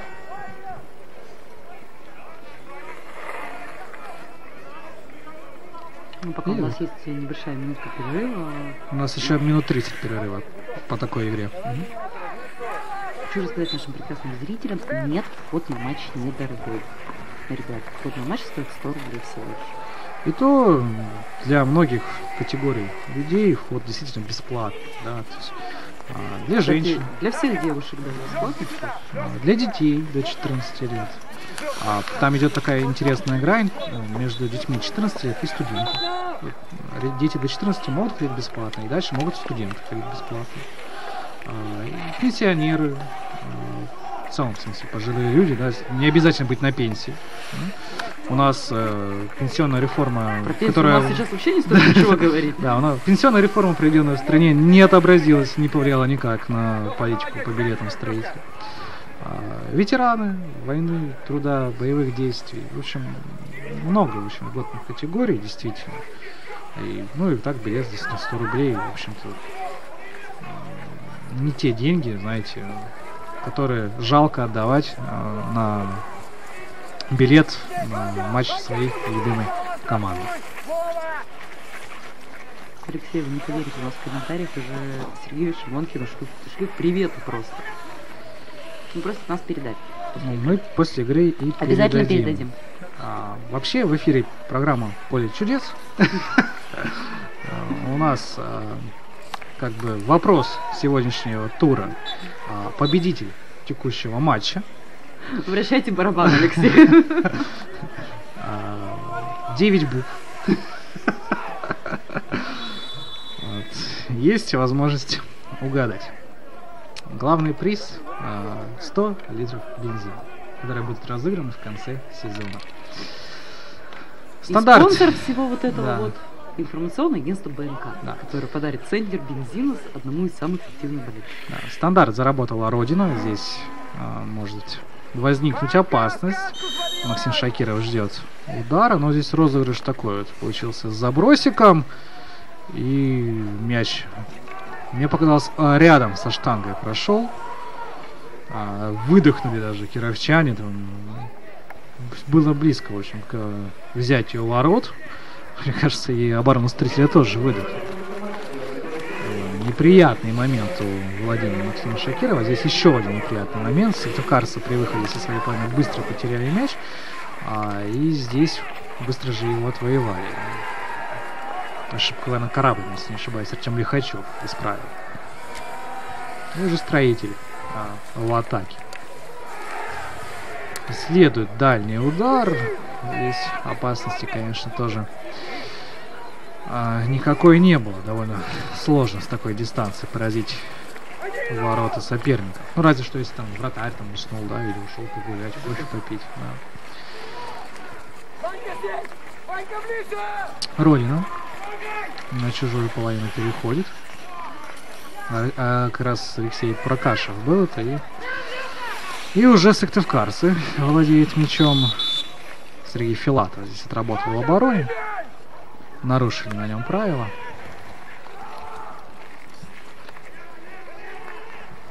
И Строитель потихонечку готовит новую атаку. Здесь индивидуальный проход. Исполнение Лихачева от 4 сразу. Хоккеистов Родины Артем ушел. Ну, не нашел ничего лучшего, как мяч дать Ивану Кораблину, тут Владимиру Власюку, тут Максиму Немцеву. Вот, в принципе, и вся линия обороны Строителя за секунд 10 поддержала мяч, почувствовала его, да, если еще кто-то из них редко его касался. А здесь Владимир Власюк помогает своему вратарю, и от Владимира уходит мяч на угловой. Ну вот, пожалуйста, для Родины возможность вернуться в игру. С другой стороны, осталось чуть больше 20 минут. Ну, почти половина еще второго тайма играть. Тяжело будет Родине, на самом деле, отыграться. Знаете, вот забить сейчас с углового, потом, ну, бывает, какие-то шальные мячи, один залетит еще, и вот уже 4-3, допустим, и волнение, и интрига. Так что, возможно, все, тем более на Сыктывкарском льду. Но не сейчас, по крайней мере, сейчас от ворот. С Максиму Шакирову не пришлось вступать в игру. Проследил он за полетом мяча, проводил его взглядом. Обернулся посмотреть, чтобы посмотреть на мяч. Один из очень результативных игроков Кировской Родины все-таки Прокашев. Прокашев. Ну, постараемся не коверкать его фамилию больше. Ну, по-моему, я Прокашев и говорил. Последние 2 раза. Наверное, ладно, да. Просто первый тайм и представление состава Родины я его назвал Прокашев. Это ну, я тоже. Мы оба хороши в этом плане, конечно. В общем, Прокашев Алексей. Да, просим прощения, да, он Прокашев все-таки. Здесь был стандарт ворот Родины. Ну, и мяч уже у кировчан, в общем, остается.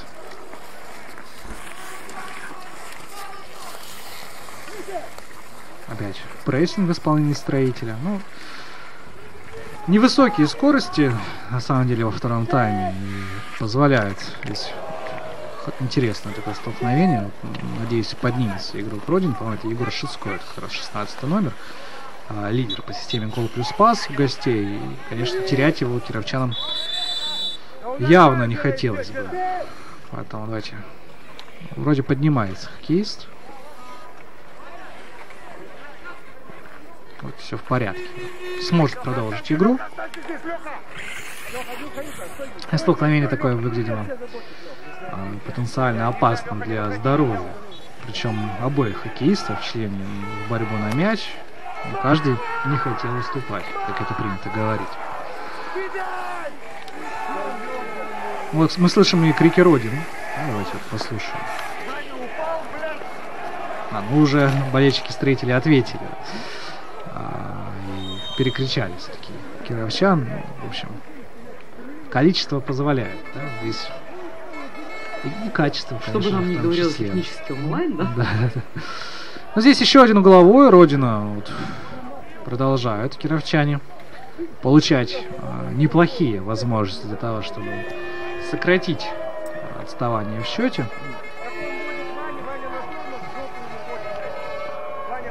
Другое дело, что пока что они этими возможностями не пользуются. Получится ли сейчас? И сейчас тоже не получилось. Да. Максим Шакиров играет с ближним. Ну, здесь кировчане тоже так. Строитель в полном составе. Крещане тоже стараются встречать соперников повыше, в районе штрафной площадки даже. Есть у Строителя поэтому свободные зоны, чтобы убежать в атаку. Вот одна из таких зон сейчас была на левом фланге. Но обострить ситуацию не удалось. Здесь сразу 3 хоккеиста Строителя оказались в одной точке. И кировчане получают неплохую возможность, неплохой зазор в центре, поэтому, чтобы организовать свою ответную атаку. Смещается она вправо и от ворот только в этой ситуации.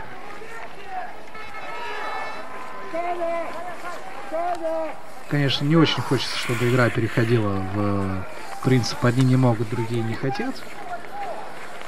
Пока что вроде все могут, такой хоккейной импотенции не наблюдается. Вот. Ну и все еще и хотят, то есть это тоже главное.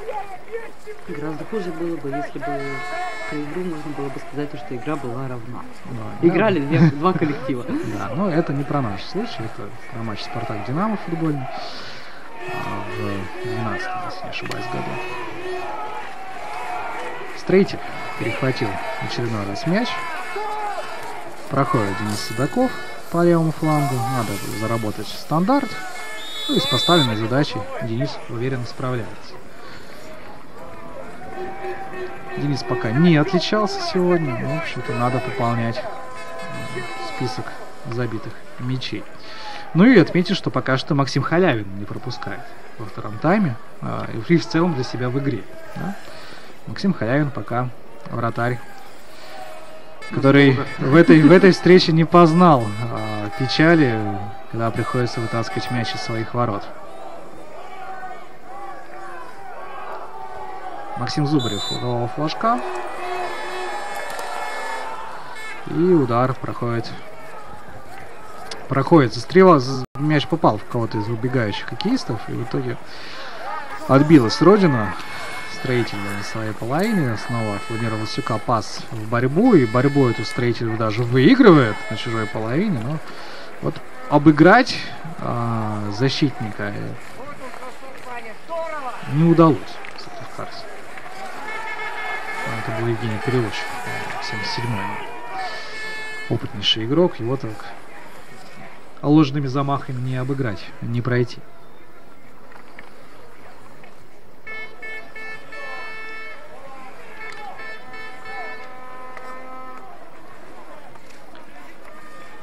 Родина на своей половине. Ну, в общем, пока что спокойный темп игры соблюдается. Взрывных атак давненько мы уже с вами не видели. Кстати, Алексей, пока у нас затишье на поле, нас уже не первый раз спрашивают. По-моему, завтра, да, у нас финальные матчи притом ничья. 11 числа закрытие точно проходит, да, поэтому финальные матчи, я так понимаю, завтра и будут. А вы, может быть, в курсе? Кто там сейчас лидирует? Вот сайт Федерации хоккея с мячом. Помнишь, Валентин, у вас как раз есть ноутбук. Рядом открыто, я вижу. Вы не замаскируете его от меня.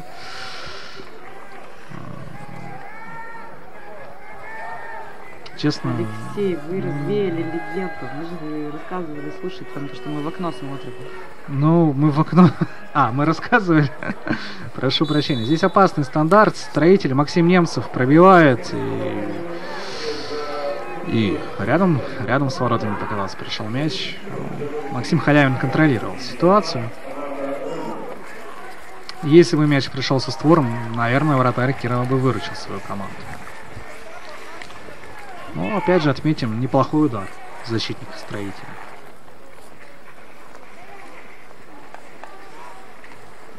В центре поля сыктывкарцы встречают гостей, нарушают правила.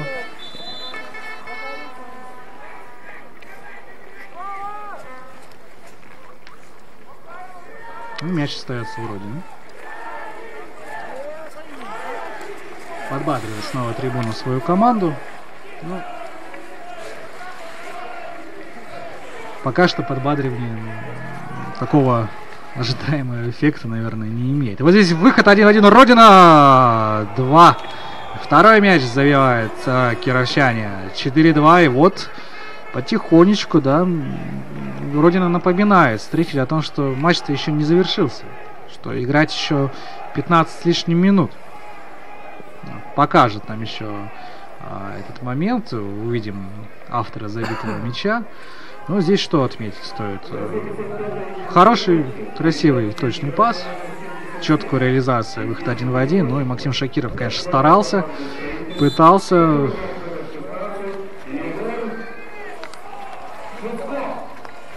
Егор Шицко отличился. Подсказывает судья-информатор, 16 номер. 7-й мяч Егора Шицко в чемпионате. Вот, в общем, Максим Шакиров пытался стать героем главным этого поединка, но вот пока не удалось. Ну, строителю расслабляться не стоит. Желательно было бы в этом эпизоде забить, но вот Максим Халявин по-прежнему не пробиваем. Такая вот кировская стена на воротах сейчас гостей. Вот нам показывает момент. Ну, момент уже завершающий его стадию. Собственно говоря, не уследили за Шицко защитники. Рядом просто в статистах оказался Владимир Власюк.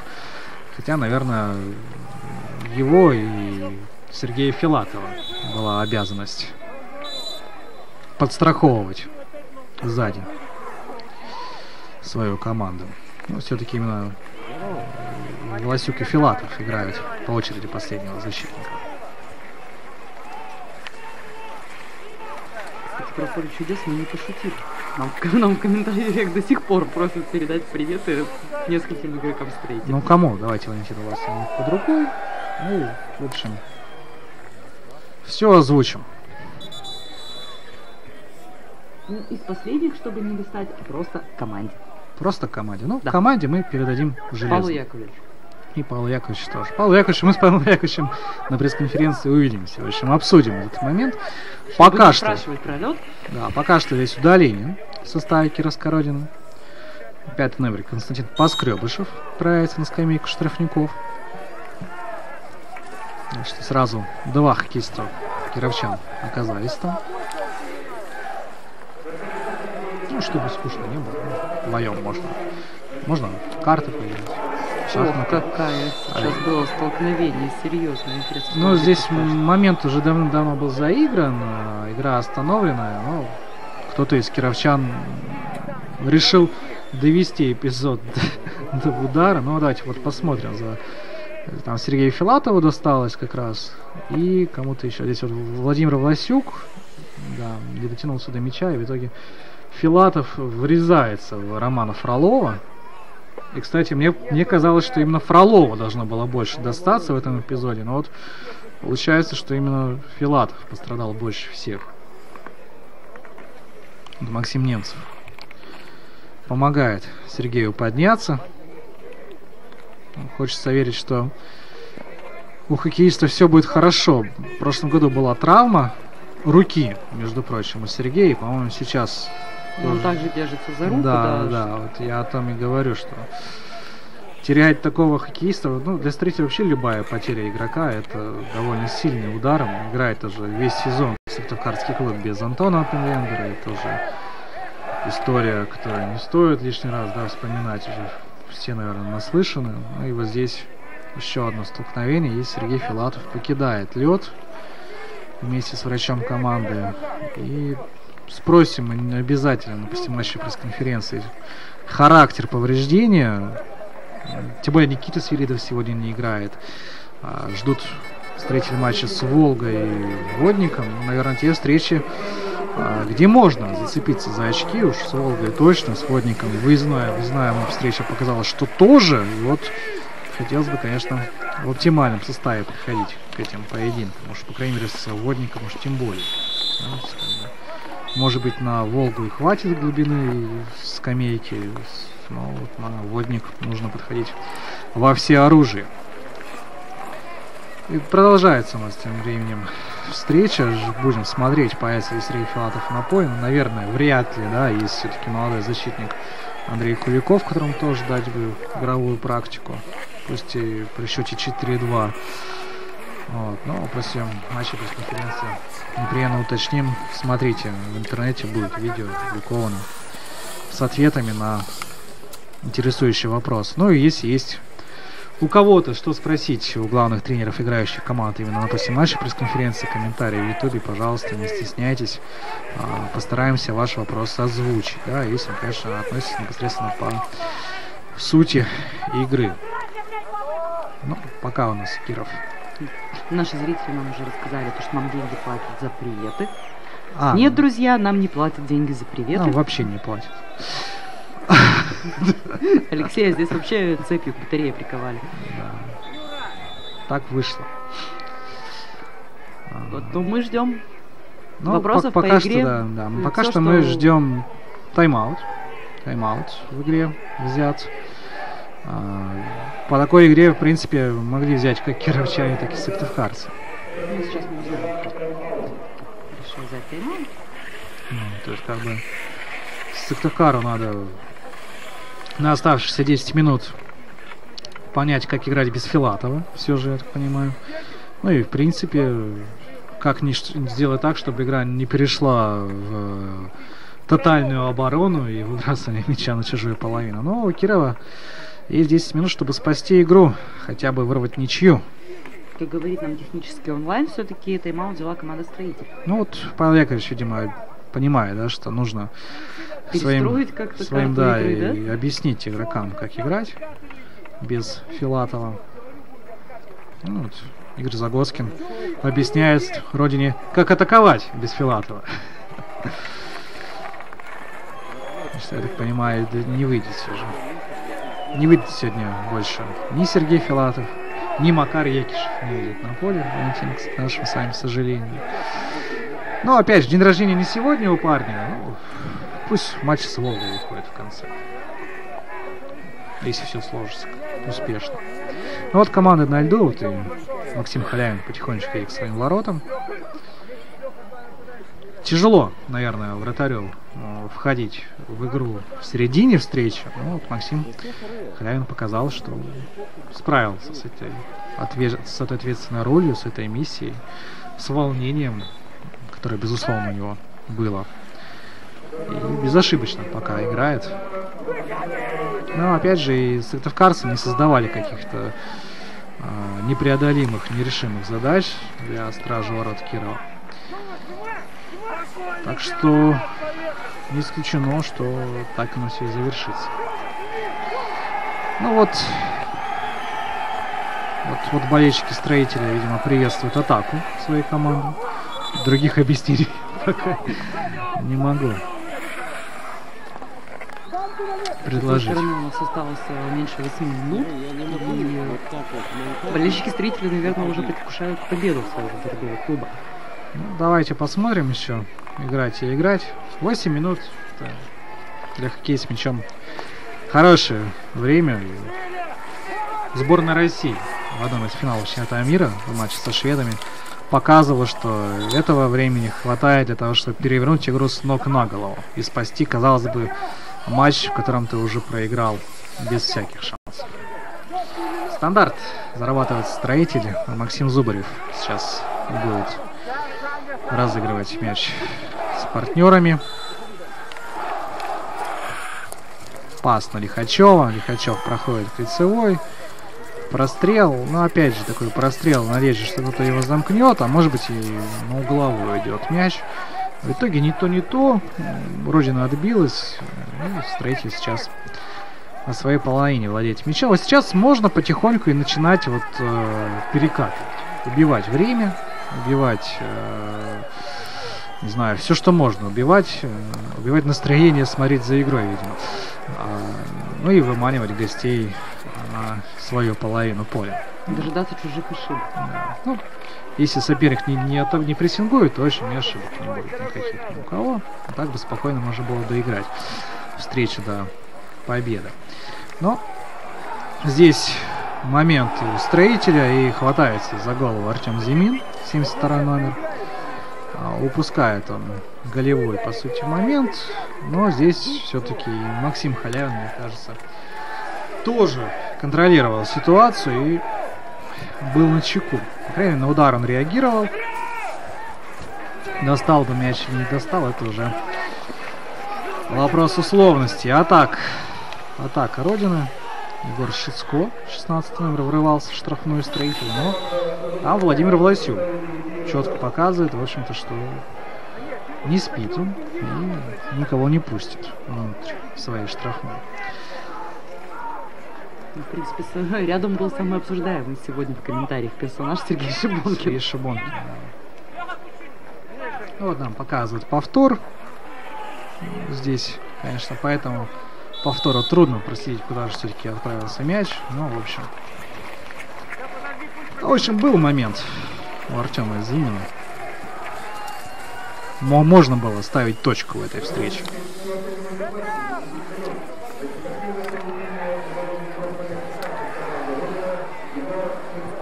Вот, ну и за неспортивное поведение сейчас в составе Кирова удаления. В общем, концовку матча Родина доигрывает далеко не оптимальном составе. Но с другой стороны, мы можем пожелать скорейшего выхода со скамейки. Ну, игрокам да, Родины. да. Досрочного. Досрочно. Конечно. Вот, Атака например, вот Строителей. сейчас. Здесь атака продолжается, я так понимаю. На льду оказывается Евгений Леухин. Мяч-то у Родины.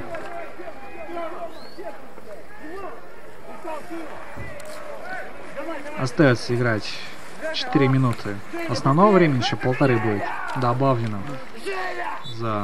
непосредственно за тайм-аут. Ну, в общем, потихоньку игра подходит к своему концу. Ну, да, Евгений Леухин на льду. Ну, в общем, игровой эпизод сложился.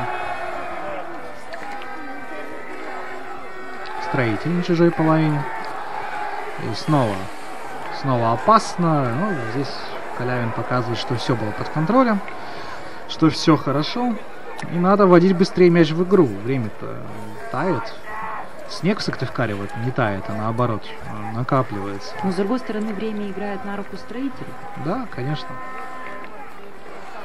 Время играет на руку Строителю, который, мне кажется, во втором тайме, особенно во второй его половине, экономит даже силы для предстоящих поединков. Здесь как раз Шибонкин был с мячом, наносил удар.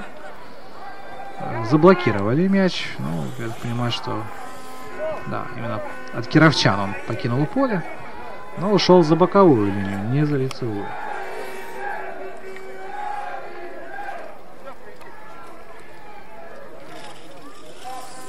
Остается мяч сейчас. Строитель будет вводить его.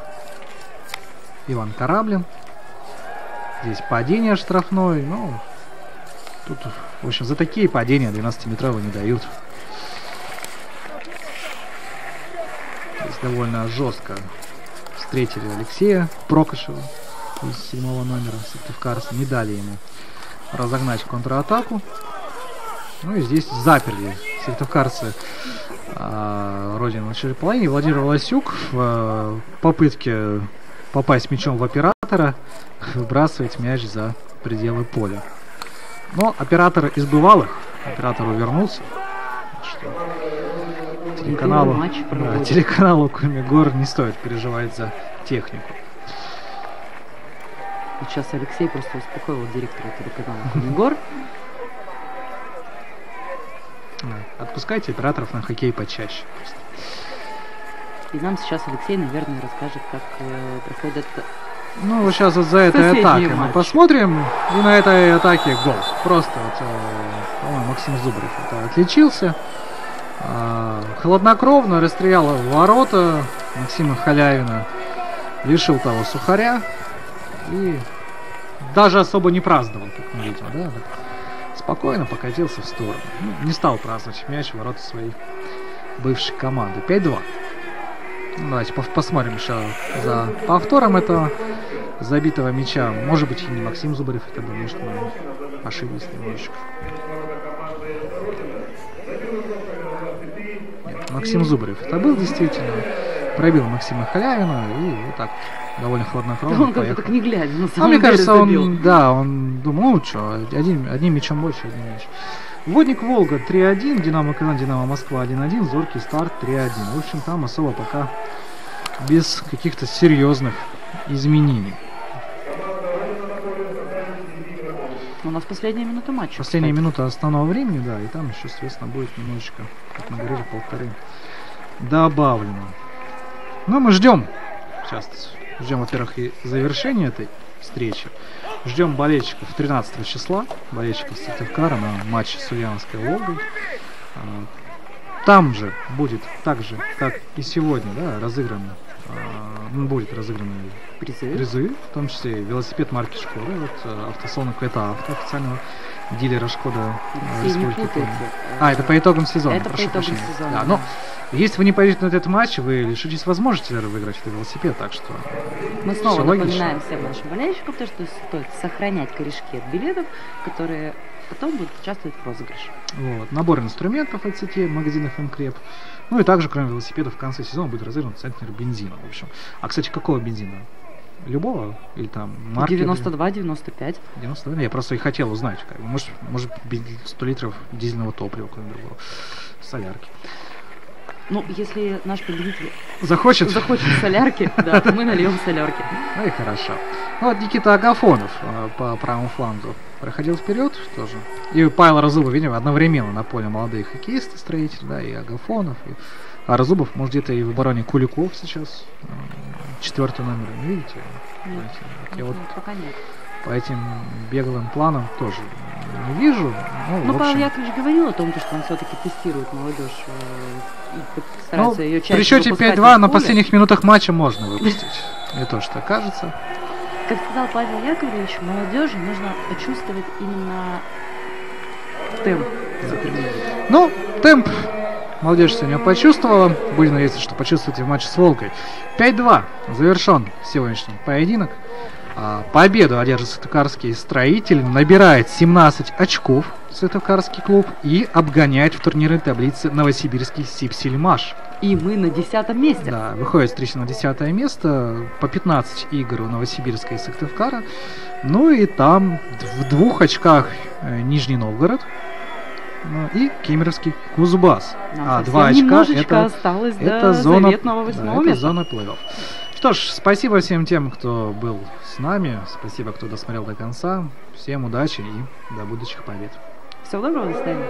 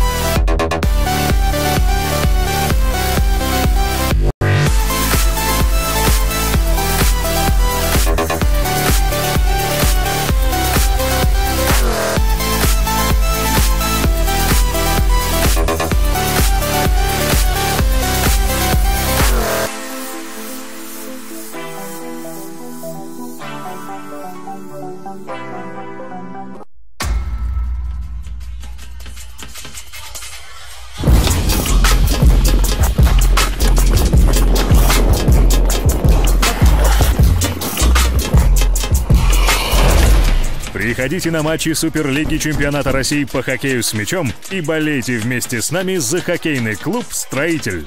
МКреп. Надежная опора строителя.